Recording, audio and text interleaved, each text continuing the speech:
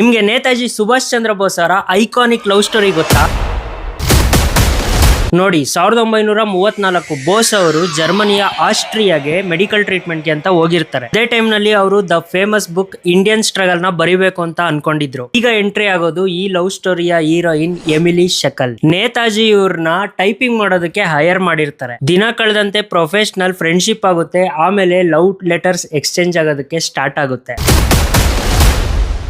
ಆದ್ರೆ ನೇತಾಜಿ ಅವರ political involvement ಜಾಸ್ತಿ ಇರೋದ್ರಿಂದ 1937 ಡಿಸೆಂಬರ್ ನಲ್ಲಿ ಸೀಕ್ರೆಟ್ ಆಗಿ ಜರ್ಮನ್ ನಲ್ಲೇ ಹಿಂದೂ ಸಂಪ್ರದಾಯದಂತೆ ಮದುವೆ ಆಗ್ತಾರೆ. ಲವ್ ಸ್ಟೋರಿ ಅಂದ್ಮೇಲೆ ಸ್ಯಾಕ್ರಿಫೈಸ್ ಇರ್ಲೇಬೇಕಲ್ವಾ?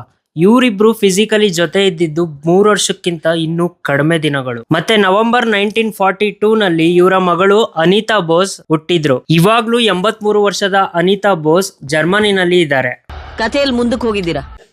ಸಾರಿ ಅನಿತಾ ಬೋಸ್ ಅವರು ಹುಟ್ಟಿದಾಗ ಮತ್ತೆ ಸುಭಾಷ್ ಚಂದ್ರ ಬೋಸ್ ಮತ್ತೆ ಎಮಿಲಿ ಒಂದಾಗಿರ್ತಾರೆ. ಅದು ಬರೀ 2 ತಿಂಗಳು ಮಾತ್ರ. ಮತ್ತೆ 1943 ನಲ್ಲಿ ಜರ್ಮನಿಯಿಂದ ಸೌತ್ ಈಸ್ಟ್ ಏಷ್ಯಾಗೆ ಸಬ್ಮೆರಿನ್ ಅಲ್ಲಿ 90 ದಿನ ಅಂಡರ್ ವಾಟರ್ ಪ್ರಯಾಣ ಮಾಡಿ ಬಂದ್ಬಿಡ್ತಾರೆ.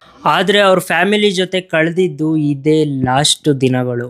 ಅದಾದ್ಮೇಲೆ 1945 ನಲ್ಲಿ ತೈವಾನ್ ನ ಏರ್ಪೋರ್ಟ್ ನಲ್ಲಿ ಒಂದು ಫ್ಲೈಟ್ ಕ್ರ್ಯಾಶ್ ಆಗುತ್ತೆ. ಅಲ್ಲಿ ಇವ್ರ ಜೀವನನ ಮುಗಿಸಿದ್ರು. ಎಮಿಲಿ ಅವರು ಮತ್ತೆ ಮದ್ವೆ ಆಗ್ಲಿಲ್ಲ. ಸುಭಾಷ್ ಚಂದ್ರ ಬೋಸ್ ಅವರ ನೆನಪಲ್ಲೇ ಅವರ ಇಡೀ ಜೀವನನ ಕಳೆದು ಇವರು ಕೂಡ 1996 ರಲ್ಲಿ ವಿಧಿವಶ ಆಗ್ತಾರೆ.